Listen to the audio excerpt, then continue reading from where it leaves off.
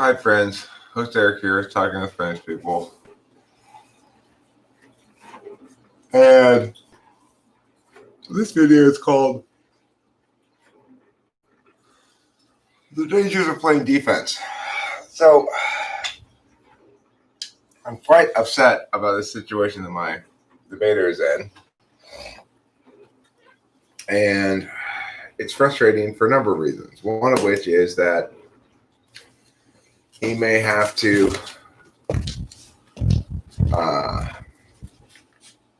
he may end up leaving his squad to debate with me instead of with his school because his coach doesn't want to do an LD. Now, I think the solution to that is actually, as I've been thinking about it, well, I mean, the reason this happens is because his parents don't play offense; they play defense, and they're always trying to not piss off people. Well, sometimes you've got to be the person that other people are scared of pissing off. Yeah. Yeah. And that's the thing. If you just play defense all the time, well, they're in school, they have all the power, they make the decisions, yada yada, then you're gonna have problems. So, No,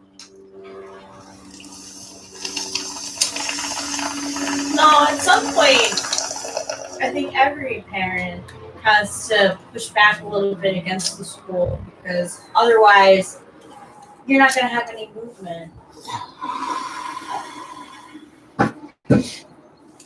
Like this coach is really pulling a scumbag move here. Like I'm very upset at him because what's he absolutely not doing? He's not at all prioritizing the student's best interest. Now, I get it that for him, this is a challenging ego thing and a lot of other stuff because I'm a way better coach than he is. I can tell already I'm a way better coach. These kids suck ass. He's not winning anything. My kid comes in and he's way better than any of the kids on the debate team. What does that tell you? Well, it tells you the coach isn't doing his job well. That I'm doing a much better job than them. He doesn't want my kid doing LD because he doesn't coach LD. Well, he's not doing a good enough job coaching policy to say that's the only thing he's coaching. Any reasonably qualified coach of any big high school understands that they're going to have to run multiple events. It's inadequate to just say, well, I'm a policy coach, I'm not going to run anything else. The kids want to do whatever they want to do, too bad.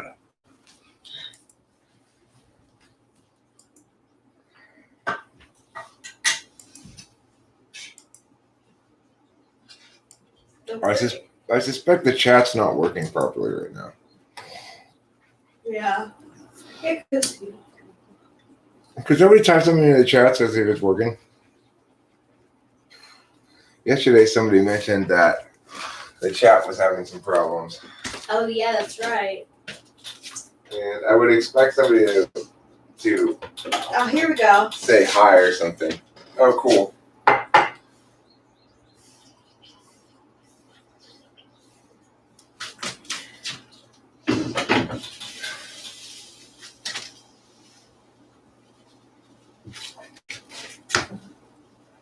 I mean, the bottom line is the reason that bad people get away with bullshit is because people don't do anything. They don't say anything. Yeah. They allow the bad people to set the frame. Shit, we're out of creamer. Oh. Really? Do you have enough for you? Enough for me, but not enough for you. All right, that's okay. We'll get it later. We'll have to get it after we stream, I guess. That's all right. I want to finish teaching you how to drive the car. Because it would be so much easier if sometimes you could just take the car and go get stuff, if you felt like it. Yeah. So we got to finish doing that. Okay. All right? Nervous. Can we do it when I don't have my period? Sure. But I would love to do that. You started me off well. I just have to be patient. If you tolerate it, you cultivate it. Shit we say in the Navy. I mean, that's fucking true. If you tolerate it, you cultivate it. It's like, why is the school treating this family the way they are? Which is to say, they have a lot of problem with Jeffrey. Why do they have a lot of problem with Jeffrey? Because he's a smart ENTP who's calling bullshit on stuff that's bullshit. So instead of fixing their bullshit, what's their solution? Push back at Jeffrey. Such a weak. They're so weak. And the thing is, I've told the parents before, all you need to do is invite me to one of these conversations. And your troubles are over because they are full of shit and need to have it shoved in their face so that they stop trying to pull this bullshit. Yes.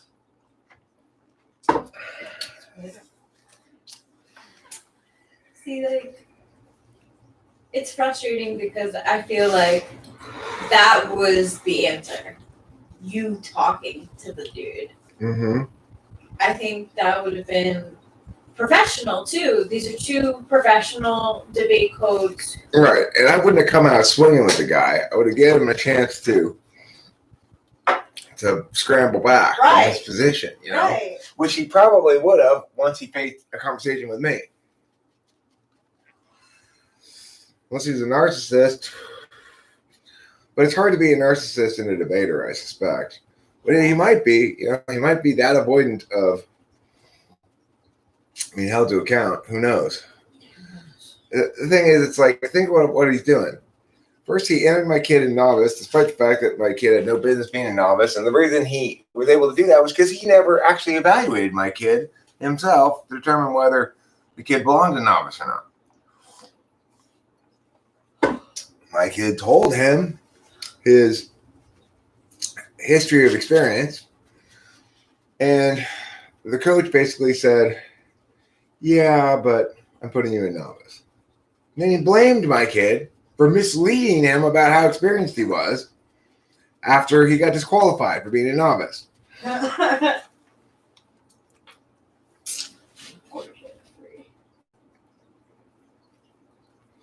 Scumbag. It's like, this kid has one chance to debate in high school for 4 years. He wants to do Lincoln Douglas. He's very clear on that. There's no cost or harm to the debate coach having Jeffrey do Lincoln Douglas.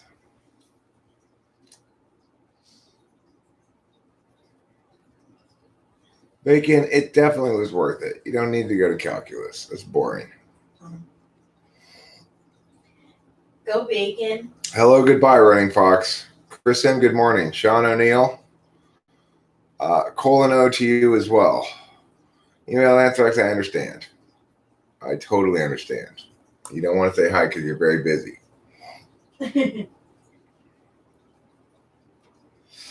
So, there's sort of a general life lesson there that it's appropriate for people to turn.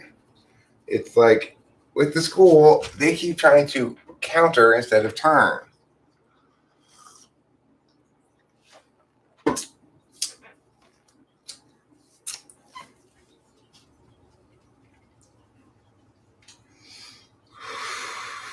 You turn a situation like this by going on the attack and by using their bad mistakes thus far against them successfully.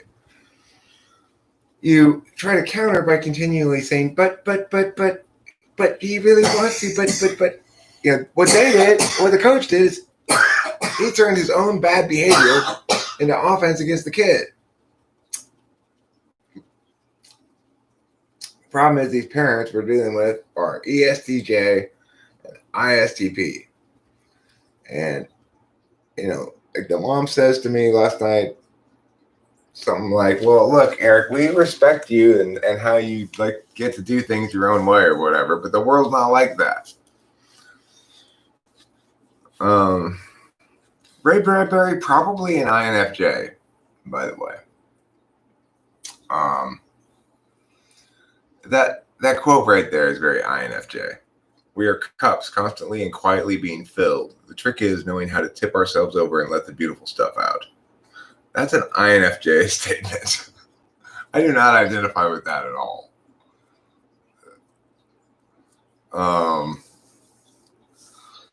That's not my experience of life at all. My cup is constantly tipped over. So it's like I don't fill up quietly and constantly.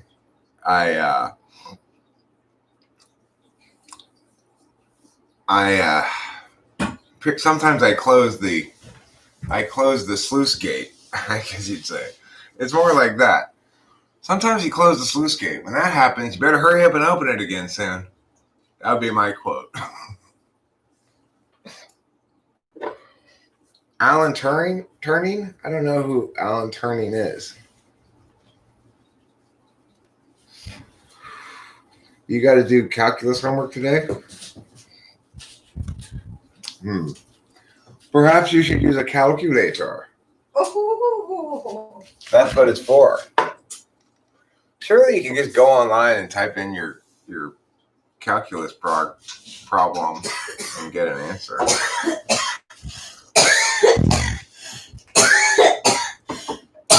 That's how ESOPs pass all their classes. Yeah, that is how they pass their classes.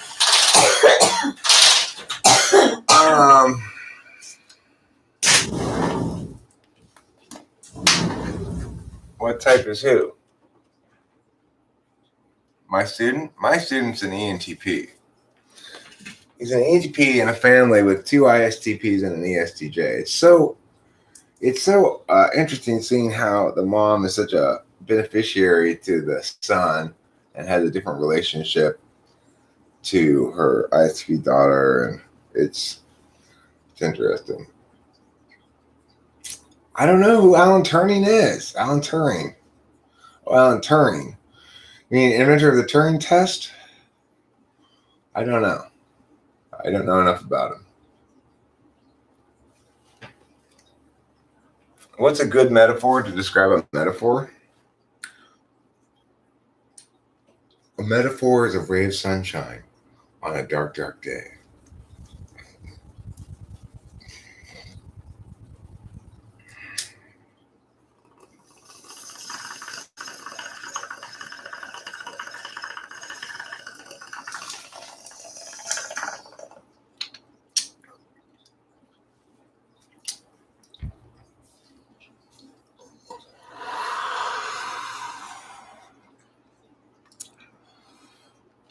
It's good weed. I like that a lot.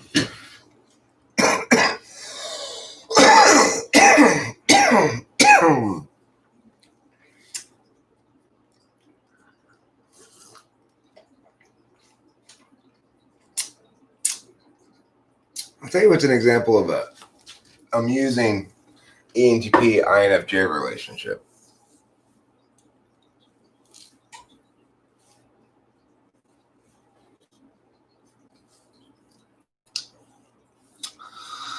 I found bacon. I don't even want to try. I concede the point. I do not understand calculus. I never took it in school. It seems really hard. It seems like it's too hard for me. I mean, I just kind of, there's no reason to not speak the truth. I've got to say that calculus seems too hard for me. And it seems like a pain in the ass. And it just makes me go like, It makes me go like that. Even trigonometry made me go like that.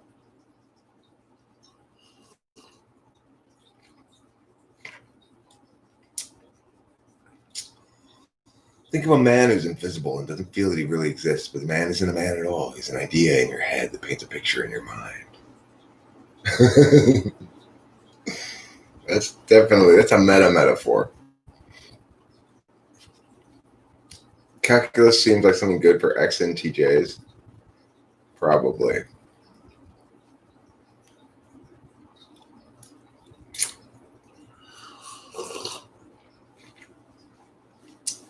So this morning I'm in slow mode. It's like the first day of mostly restedness of Sleepy Week. So I'm rested. I no longer have that slightly drunk quality about me that I have when I'm at the end of a run but haven't really slept enough yet. You like the part of calculus where you don't have to do it anymore? It's like, I mean, it's cool that it exists at all and all, but I don't know. Math just seems hard. I'm kind of tired in life of of uh, of pushing my intellect too hard, I guess. Is Sleepy Week a dangerous time where I must consider playing defense? No. It's not about me. It doesn't matter if I'm on a sleepy week or not. I like when I talked to the parents yesterday about this situation with their kid in school. I was anything but sleepy. I can assure you, I was outraged. So even and that was like at the peak of sleepiness too. It didn't matter. It was so incited outrage in me that yeah, well, Jeffrey's parents keep playing defense with this school. This is the problem. I mean, the school is the problem, but the thing I'm focusing on here that's frustrating to me is the fact that they don't take my advice. I've offered many times to go sit with them in a meeting with the school and basically set them straight. It would only take one conversation with me present to put an end to this nonsense. But they don't want to burn bridges or piss them off or whatever. In other words, they don't want to play offense. But you got to play offense if you want to get what you want. I mean, Jeffrey's parents have some seriously sunk costs into this school, okay? They bought this house that they live in, and it's, when their kids were little, and it's across the street from Polytechnic, which is the fanciest private school east of the 710, let's say. The fanciest private school east of the 710. The 710 divides basically LA and West LA from East LA and the eastern suburbs.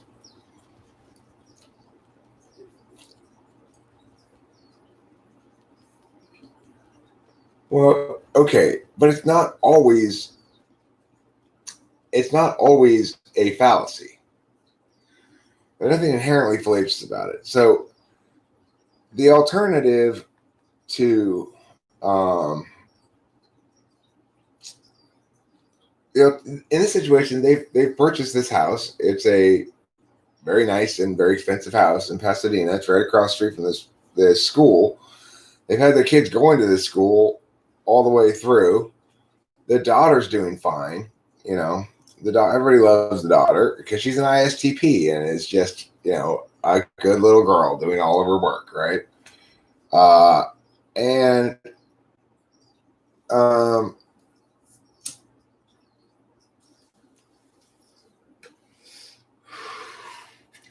The problem is Jeffrey being an ENTP butts heads with these people because you've got fundamentally a situation where, as far as I can tell, censors are running the school. I suspect intuitives are running Marlboro and Harvard Westlake. I mean, I hate to be so judgmental like that, but that's what it seems like to me. So, Jeffrey being a free thinker, and I think probably his difficulty with the school, not with kids at school, right, but with teachers in the school and stuff, have grown substantially since he started working with me. He's worked with me many, many hours. And the cool thing is this. Jeffrey's mom is very good at evaluating the effectiveness of educators. She knows very clearly how good, or if they're any good at all, every teacher that Jeffrey and Chloe have. Yeah. Oh, yeah. The thing is, Jeffrey's parents both play in the LA Philharmonic, and Jeffrey's mom is definitely a Tiger mom. Jeffrey's mom does have it going on, I gotta say. Jeffrey's mom, I don't mean to be busting their chops at all. The people who are at fault here are the school. Okay, I don't like their strategy of dealing with it, but it's the school's fault, not theirs. Anyway, and what Jeffrey's mom's point has been, it's not like it's better anywhere else. Everybody, like Harvard Westlake, they don't do policy, but they do LD. Well, okay, but they kick ass at LD, whereas Poly sucks ass at policy. So, well, but the thing is, for them, the reason it's a legitimate consideration, the sunk cost issue here, Winston's mom, is not just a fallacy in a sense. Is not saying that you are saying that, you're just making a quote here, but it is because they really do have a lot of costs sunk into this, and they've got a decision to make for their 9th grade son, but also for their 5th or 6th now, maybe grade daughter, 6th grade, I think now. But the funny thing is, they spend all this money for this private school, right? They're not generally particularly satisfied with the school's quality level. And so they hire me for as many hours as I'm willing to work for them, pretty much, it seems like, to teach their kids, because this fancy private school is not teaching them. And the mom, like I said, is extremely good at evaluating the quality of teachers. And she is 100% of the mind that I'm the best teacher that their kids that she's ever seen, by a large margin, which is probably true. People don't quite, it's not something you get to see on the YouTube channel, but I'm an extremely good teacher. Like, when I work with kids, we get shit done, Have there been any private school shootings? I don't know.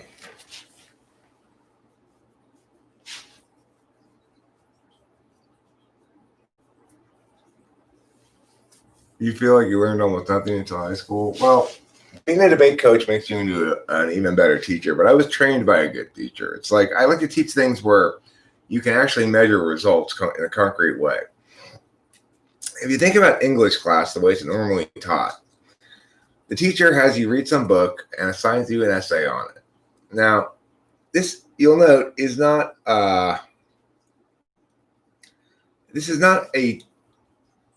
teaching in any way, right? It's saying, here, you demonstrate this skill, and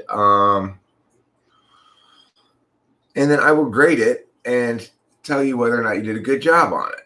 It's not really teaching, right? That's having students as guided practice, which is different.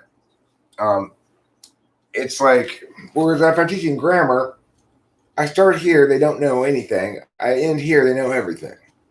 And they really know it. Unlike the way other people teach grammar.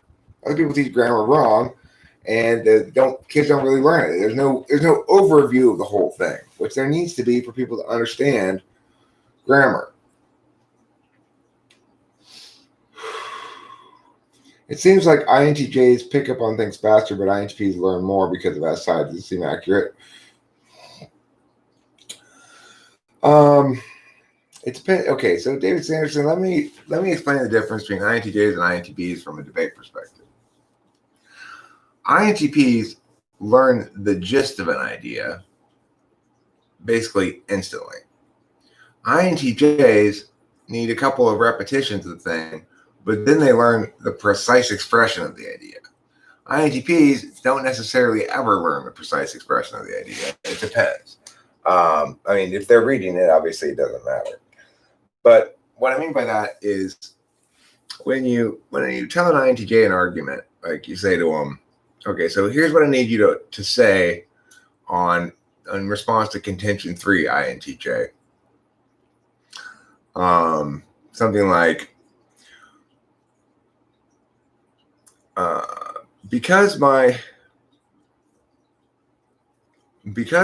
opponent never answered the discourse K on their use of the word nation, and they predicate their entire case on this faulty understanding of nation, we can't vote for them because this issue is secondary to the previous voter, namely the discourse K. And so it's like the INTJ will ask me to repeat it a couple times and then repeat it back exactly as I said it. INTPs will get the gist of the idea and repeat back in their own wording and then continue to do that. INTJs are my favorite type to coach, frankly. I think they're the easiest type to coach. By which I mean, first of all, as long as their coach is right, they trust their coach, and they'll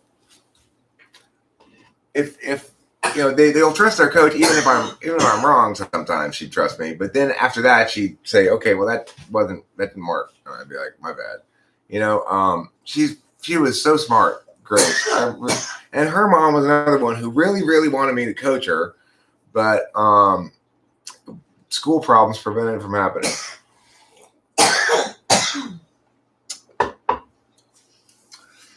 INTPs are troublesome as debaters because they don't trust their coach, they trust themselves, and that usually doesn't work well for them, especially if they're on the younger side.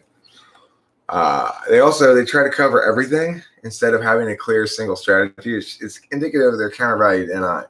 So an INTP will try to get a little bit on every possible thing so that they don't miss anything, and it's all over.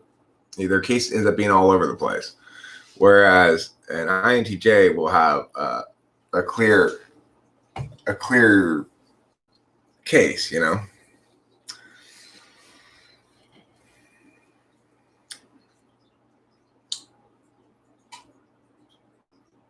So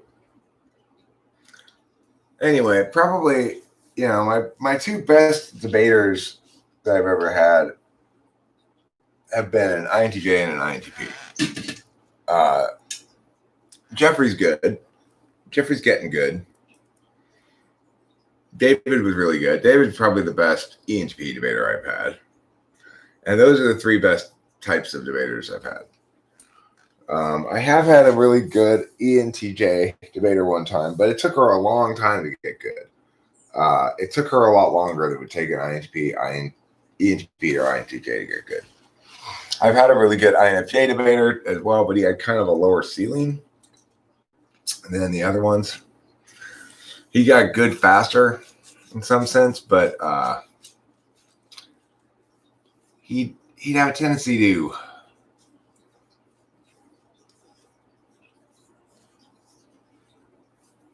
he was really good in his presentation, and he was good. I don't know. He won some big tournaments for me. But he was partnered with Edmund, so.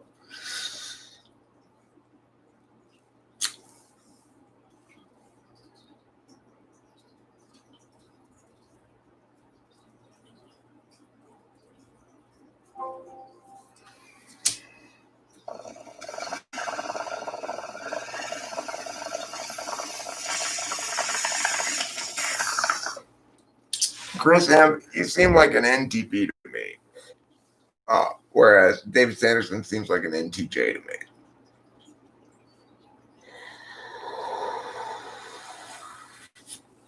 What do I want them to do? I want them to go on offense. I want them to raise hell, insist that this play out differently. Bring legal pressure to bear if necessary. There's genuinely liability here. And, I hope you take away from this some things to tell her to cause her to check herself a bit too. And it's like, hey, remember, when you constantly are arguing with me, it's somewhat ontologically assaultive and not very pleasant, and I don't really like it. It's a perfectly reasonable thing to say. It will probably have a big impact on an ENTP if they have any shred of self reflection in them.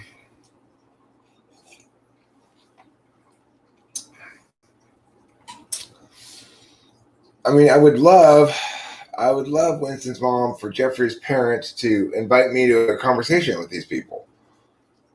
Yeah, I have a little bit of that sense too, Lawnmower, although I wouldn't put it in quite so effy sandpaper away. But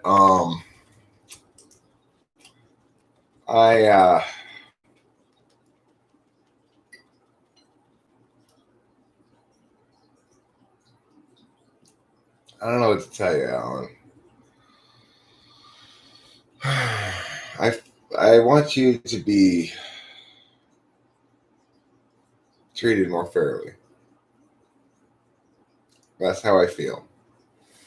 I want you to be treated more fairly.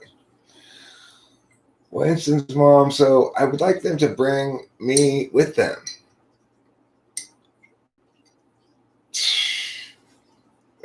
That's awfully presumptuous, Winston's mom. I don't think I can do that. Can I schedule an appointment with the debate team coach and ask Jeffrey's parents to be at that meeting? I don't think so. I mean, I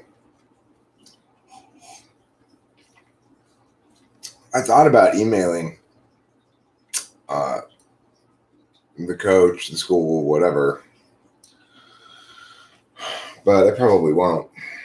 I don't want to interfere that much in their what's ultimately their decision. You know, it's not my decision as to how they choose to deal with their school, and I have to respect that. Well, more I thought that as well. It's like, sounds like she needs to be bent over her knee and given a good spanking.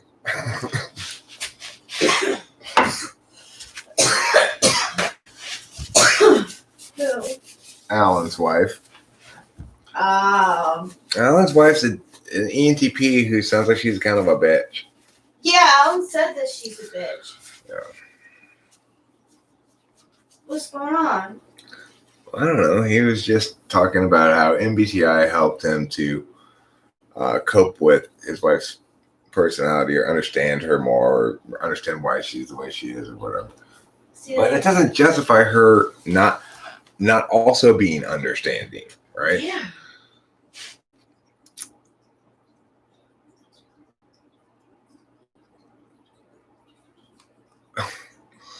What if I sent his parents a report card detailing his progress and in the comments mention your concerns and how you would address them using formal teacher language? I mean, it's not like I have a weird relationship with these clients. Okay.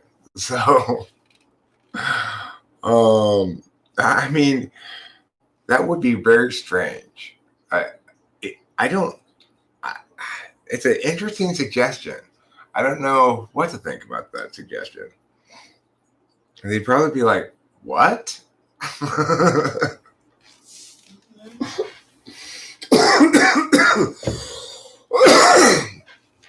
No thanks, email Anthrax. I'll pass. I'll pass on Swinging Spank Exchange. She's more of a Zelda and Zoe clothing.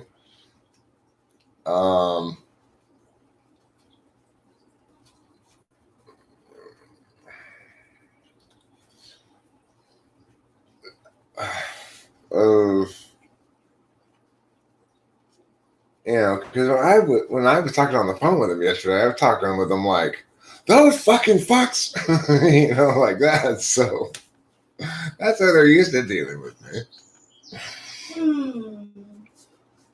Zelda's an ISFJ.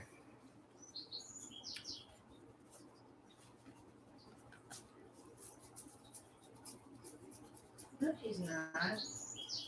Zelda from Zelda? No, from Zelda and Zoe and BoJack Horseman. Remember there's this thing where go in, like everyone's either a Zoe or a Zelda. He's doing like a BuzzFeed article on it or something. Uh,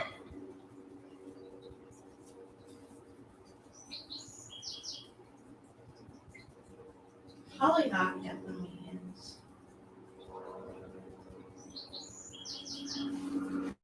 my hair is due for a cutting pretty soon.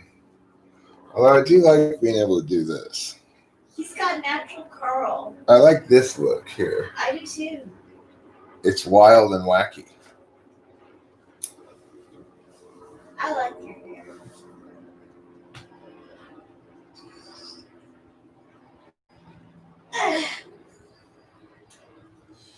I tower over Rachel. But, we fit together very nicely. Like, when she stands next to me, she, like, fits into me, Yeah, it doesn't feel like you have to, like, really reach. Hey, come stand next to me for a second, if you don't mind me getting No, not at all. So we can demonstrate this. Sure.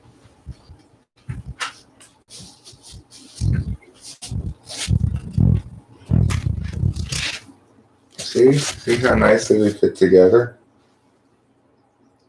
It is very comfortable. Very comfortable. Yeah. We noticed this right away when we first got together. It's like we really physically fit together really nicely. Yeah, and despite the height difference, our strides still pretty much like go well together, which can be a very difficult thing. We have a really naturally fit stride ratio. It's probably like 3-2. Like Yeah. she has 3 steps for my 2, but it.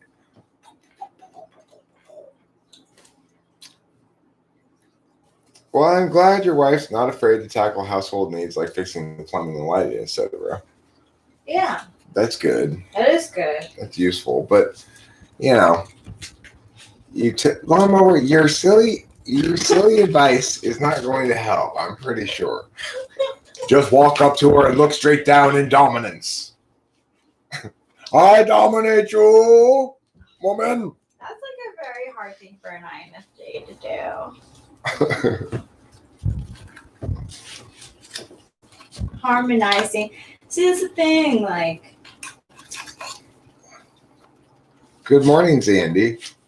Is that what you really need in life? Let's hear it from Zandy. yeah. Okay?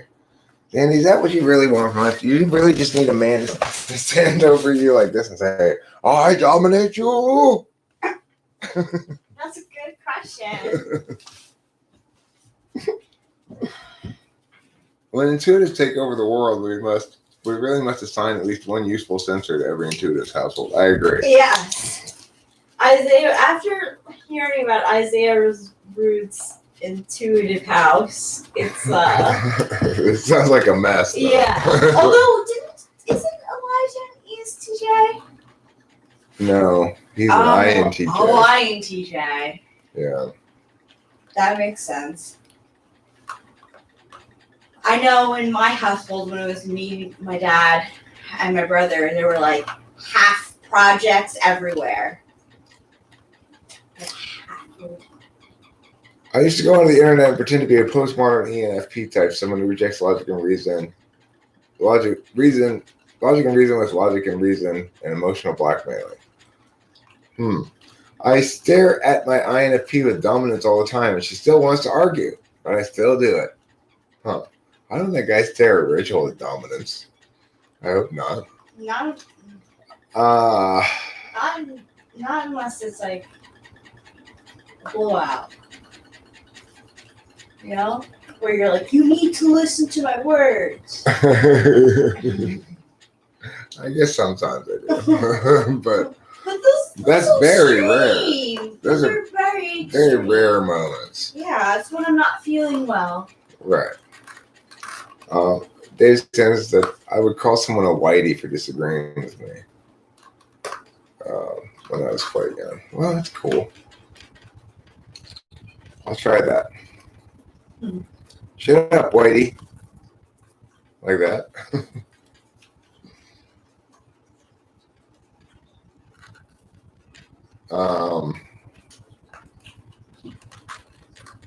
That's a good TWFP shirt idea. Listen to my words. No, Rachel's an INFJ. She's not an INFP. Someone else they're talking about it in here is an INFP.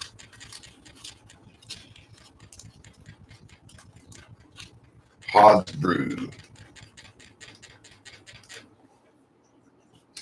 So, life's a funny thing. It sure is. I'm sure it would make TI users mad, dude, Tennyson. That's the sort of thing that makes TI users mad.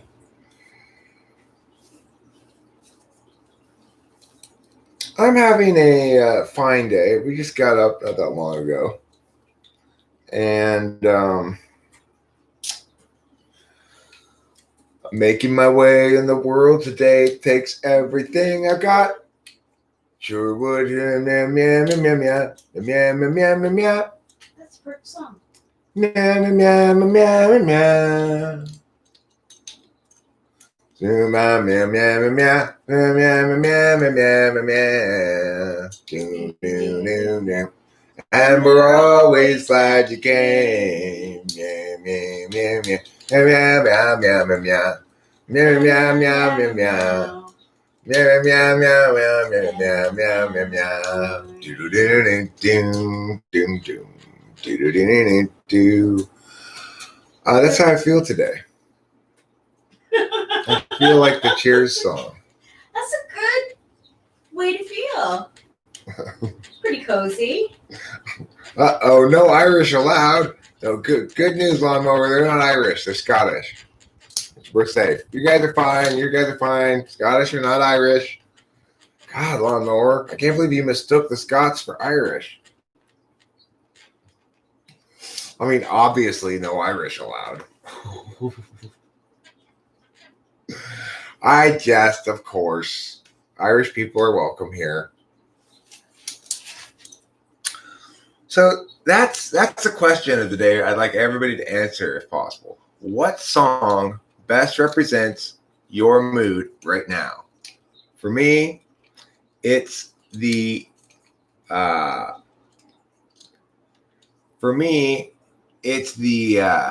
Cheers song.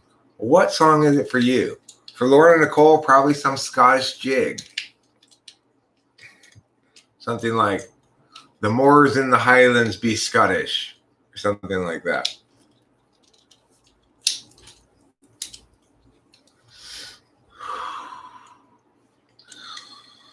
Why do INFPs always want to be INTPs and get convinced they are, and INTPs always want to be ENTPs and get convinced that they are? Well, INTPs are prone in general to questioning their type periodically, and the only other types they could possibly be are INFP or ENTP. So they'll kind of go back and forth between those two, possibly, if they really are INTPs. But for INFPs, I haven't really had that much experience with INFPs thinking they're INTPs. A lot of other types, like ISTJs, are very likely to think they're INTPs.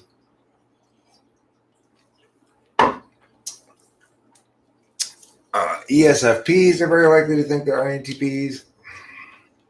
All right, so let's see what some people's answers are as to what song represents your mood right now. Alan Bryan says, "This Must Be the Place" by Talking Heads.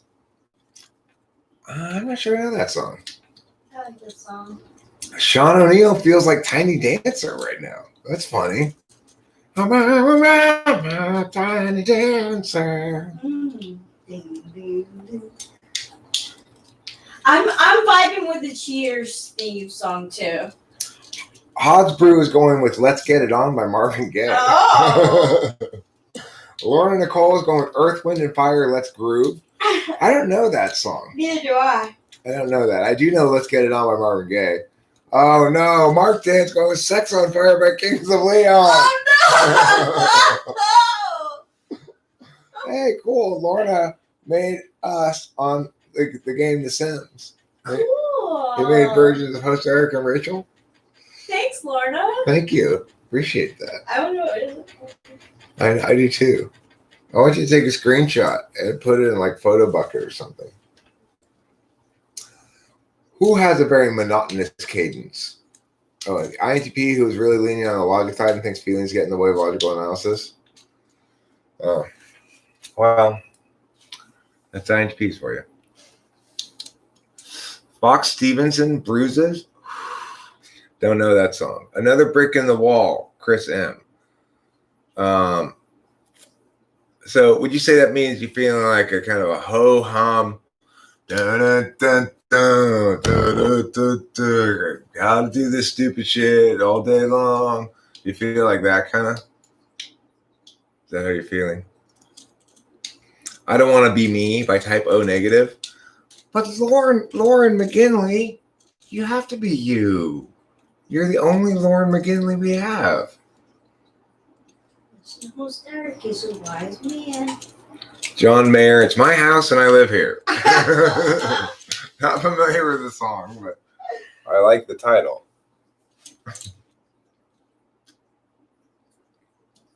What?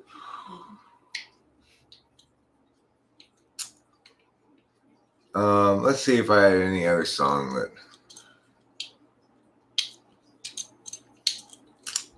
I think PP song would be Surrender by Cheap Trick. Because she thinks we're a little weird.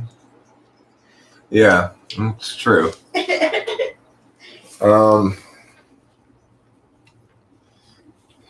She's such a kitty.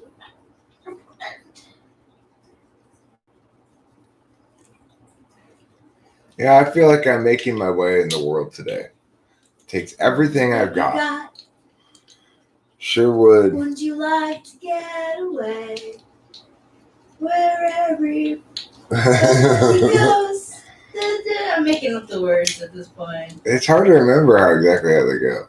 Champagne Supernova by Oasis. How does that one go? Champagne Supernova by Oasis. Champagne Supernova in the sky. Oasis are a terrible band.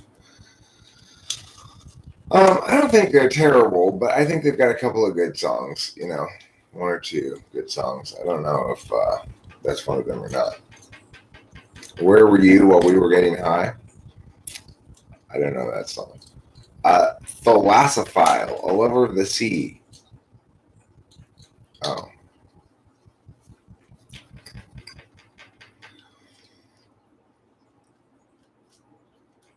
Where everybody knows your name. Boom, boom, boom, boom. And they're always glad you came. Boom, boom, boom. Troubles are all the same. You want to go where everybody knows your name. Boom, boom. Does being an Enneadom mean that you trust people easily? I trust people easily, but I don't think it has to do with being an Enneadom particularly. I think it has to do with attachment style and how you were raised and whether you had enough love and stuff. If you grew up in a family where you did and could reliably trust your loved ones to love you and have your interests in mind, then you probably find it fairly easy to trust people. That doesn't necessarily mean you're gullible or naive. I've got pretty good instincts about when I oughtn't trust people, I think, sometimes. Sometimes I don't, but I'm safe about it. It doesn't really matter anyway, because when people reveal about themselves as I am around them. What's a good song that says, I just woke up? I'm only sleeping. I wake up early in the morning, and I have, I'm still yawning. When I'm in the middle of a dream. Stay in bed, float upstream, float upstream. Please Don't wait, my love, don't take me, leave me where I am. I'm only sleeping. Boom, boom, boom, boom, boom. Lawnmower points out, wake me up before you go. That's a good choice as well. That's a good choice. If you want someone to wake up, especially. Email Anthrax says the Folgers coffee theme song. I agree. That's another good one. The best part of waking up is Folgers in your cup. Good coffee. Bowlby hypothesized that extreme behaviors in infants engage in to avoid separation from a parent or when reconnecting with a physically separated parent.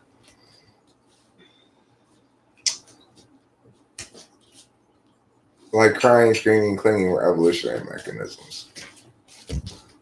Ooh, evolutionary. Let's throw the word evolutionary in there. That'll help. That'll help us understand things. Sunday morning coming down, Johnny Cash.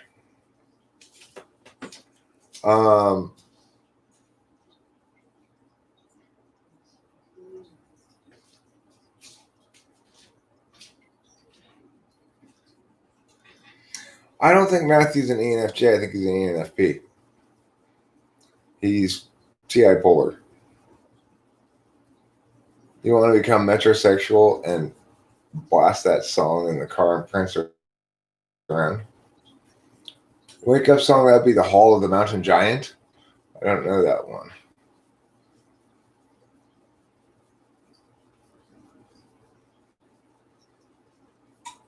Yeah, Matthew's FI.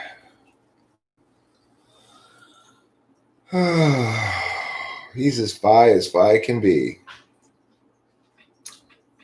Rachel and I need to go to the store to get more coffee creamer. My poor darling is going to have black coffee. Okay. Well, there's going to be a little bit of dust left on that thing. I'll check. Oh, that's the ESFP.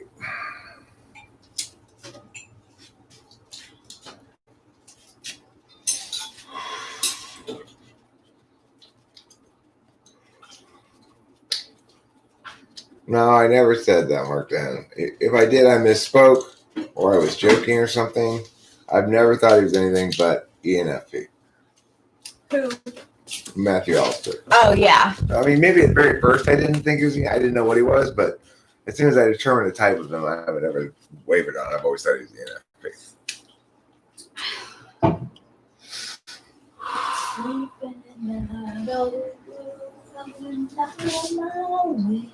That is a huge daddy long legs.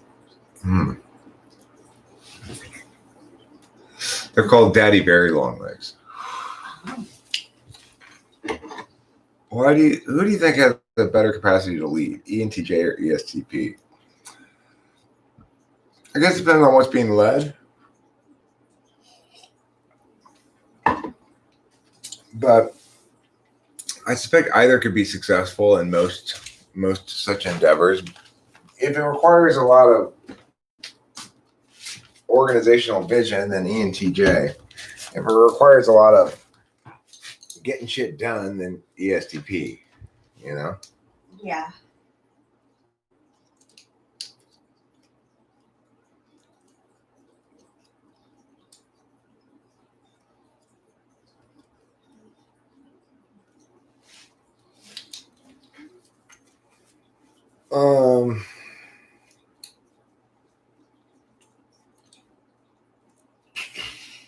I think I'll wrap it up so we can go to the store. I need to get more cigarettes too, and I am feeling very low energy right now. Like I could easily enough just go right back to sleep and crash out. He's an INTP, Freddie Forgiato, and a bit of a hero of mine. You want to talk about somebody whom I respect a great deal as a thinker? David Berlinski is somebody that I respect a lot.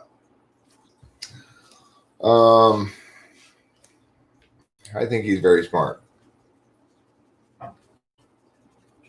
Rachel, could give you a little boost me up, Eric? What does that mean? Yeah, I've heard of Jordan Peterson. I have heard of him. I am familiar with his stuff. Too much of a TE frame for me. I think he's wrong about plenty of stuff. He's got some good ideas, but he's got some dumb ideas too. And, you know, I don't have as much respect for him as I do for David Berlinski.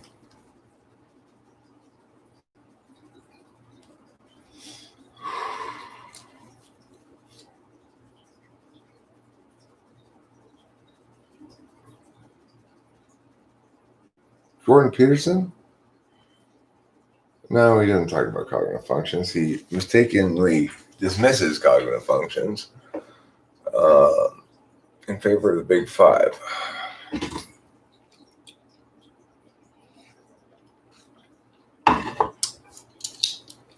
Anyway, I got to go. Bye, everybody. Thanks for being here. I'll probably stream again later.